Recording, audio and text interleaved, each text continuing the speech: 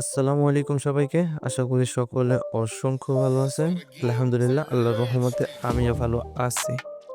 তো আজকের কনসেপ্টটা হচ্ছে লাইনবেট নিয়ে।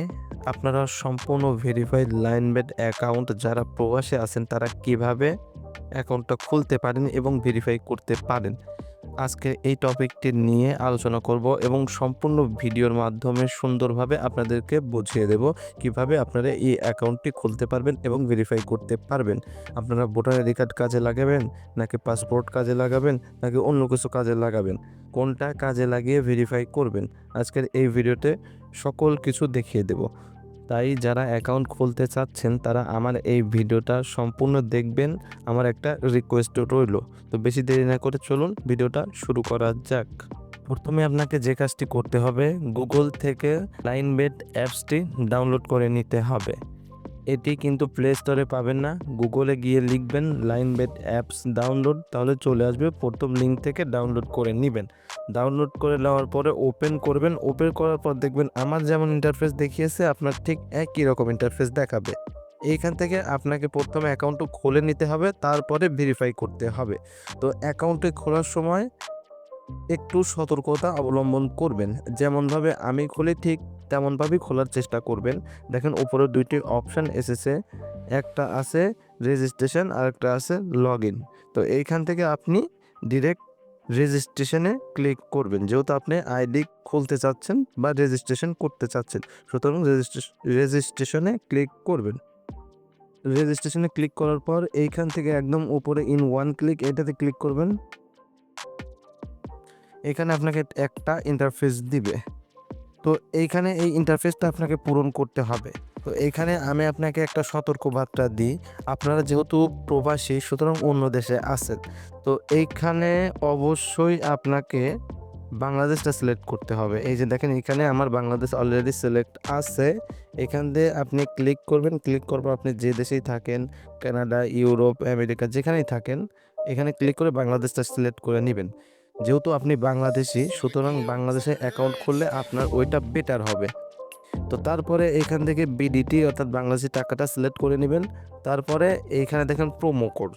তো প্রোমো কোডের এইখানে আপনি লিখবেন NAF007।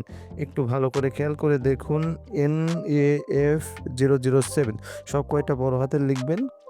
তো প্রোমো কোডটা দেওয়া কেন জরুরি আপনাদের বিস্তারিত একটু বুঝিয়ে বলি। প্রোমো কোড দেওয়ার কারণে আপনাদের ব্যালেন্স এক্সট্রা অ্যাড হয়। কেমন এক্সট্রা অ্যাড হয়? আপনারা ধরেন প্রথম ডিপোজিট করলেন ৫,০০০ টাকা, আবার ৫,০০০ টাকা আপনাকে এক্সট্রা দেওয়া হবে। ওই এক্সট্রা ব্যালেন্স দিয়ে আপনি আবার বেটিং করতে পারবেন। বেটিং করার পর উইন হলে আপনার ওয়ালেটে আপনি নিতে পারবেন। আবার আপনার বছর শুরুতে, বছর শেষে বা আপনার জন্মদিনে বিভিন্ন সময় বিভিন্ন ধরনের অফার, যেগুলা আপনি প্রোমো কোড না দিলে মিস করবেন। এছাড়াও প্রোমো কোড আপনার অ্যাকাউন্টকে আরও সিকিউর রাখে। কোথা থেকে হিসাব হচ্ছে, কোথায় গিয়ে শেষ হচ্ছে, সকল কিছুর হিসাব এই প্রোমো কোড রাখে। সুতরাং অবশ্যই প্রোমো কোডটি ব্যবহার করবেন। তারপর স্পটই থাকবে এবং অবশেষে নিচে দেখেন এই যে ঘর আছে, এখানে একটা ক্লিক করবেন। ক্লিক করার পর একদম নিচে দেখেন রেজিস্টার অপশন আছে, এই রেজিস্টারে ক্লিক করবেন। তারপরে এই ঘরটিতে একটা ক্লিক করে দিবেন। তারপর এখানে আপনাকে ক্যাপচা দেওয়া হবে। দেখেন বলছে বাইসাইকেল অর্থাৎ সাইকেল কোনগুলা, এই ঘরগুলো সিলেক্ট করতে হবে। এই একটা আছে, এই একটা আছে সাইকেল, এই যে এই ঘরগুলা সিলেক্ট করে দেওয়ার পরে আপনি নিচে দেখেন ভেরিফাই অপশন আছে, এই ভেরিফাই অপশনে ক্লিক করবেন। আপনার ক্যাপচাটি সলভ হয়ে যাবে। ক্যাপচাটি সলভ করার পরে আপনাকে একটা ইউজার নেম এবং একটি পাসওয়ার্ড দেওয়া হবে। এই প্রকারের অবশ্যই কিন্তু এটি সংরক্ষণ করে রাখবেন। পাসওয়ার্ড এবং ইউজার নেমটা দেখা যাবে এই রকম, অবশ্যই কিন্তু এটি সংরক্ষণ করে রাখবেন। এটি হবে আপনার অ্যাকাউন্টের লগইন ইউজার নেম এবং পাসওয়ার্ড। এটা যে কোনোভাবে সেভ করে রাখবেন অথবা স্ক্রিনশট দিয়ে রাখবেন। এবং এই যে পাসওয়ার্ড আছে, পাসওয়ার্ডের নিচে দেখেন নেক্সট আছে, এই নেক্সটে ক্লিক করে ডিরেক্ট লগ ইন হয়ে যাবেন। লগ ইন হওয়ার পরে দেখবেন আমার যেমন ইন্টারফেস দেখিয়েছে আপনারা ঠিক একই রকম ইন্টারফেসটা দেখাবে। তো এখানে আপনাকে বলবো আপনি আমার এই ভিডিওটা একটু লং করে নিয়ে দেখবেন, মানে হচ্ছে একটু নিচের দিক টেনে দেখবেন।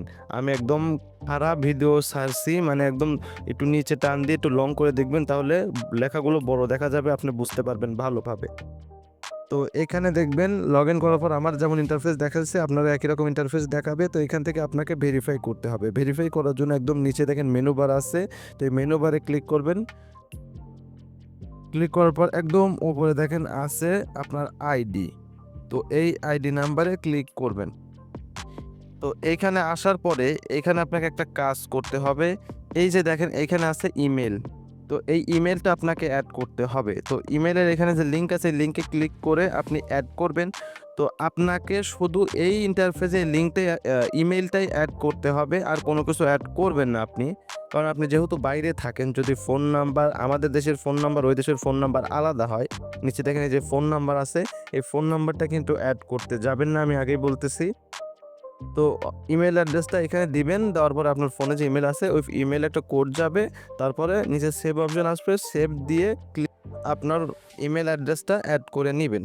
তো ইমেল অ্যাড্রেসটা অ্যাড করার পরে একদম উপরে দেখেন আছে ইন্টার ডিটেলস, এখানে ক্লিক করবেন।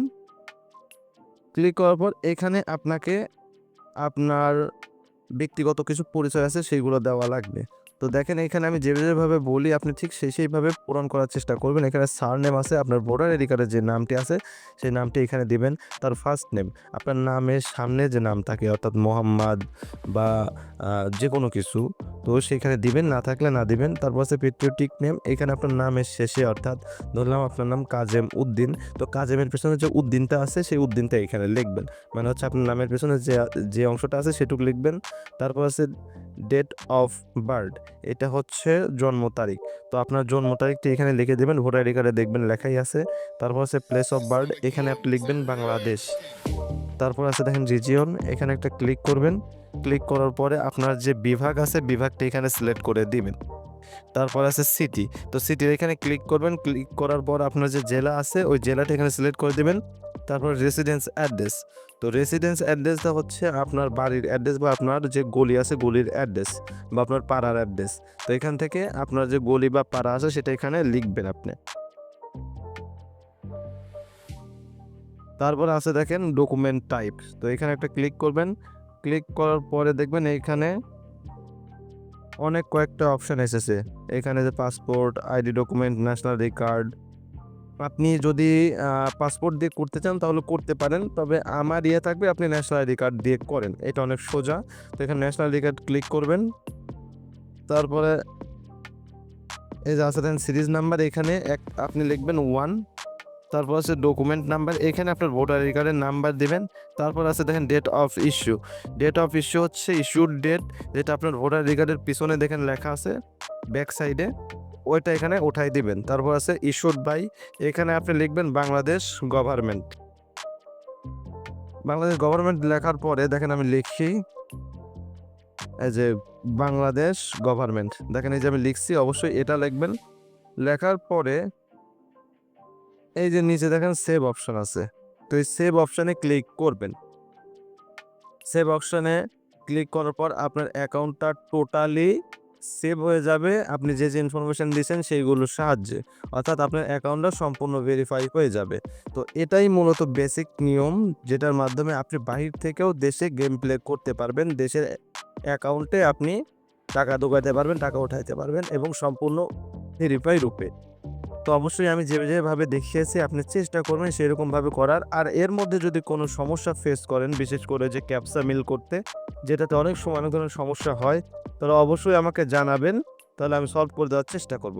তবে যদি আপনি বেশি বুঝে থাকেন তাহলে অবশ্যই ভিপিএন ব্যবহার করার চেষ্টা করবেন। তো আজকের ভিডিওটা এ পর্যন্তই। সবাই ভালো থাকবেন, সুস্থ থাকবেন। আল্লাহ হাফেজ।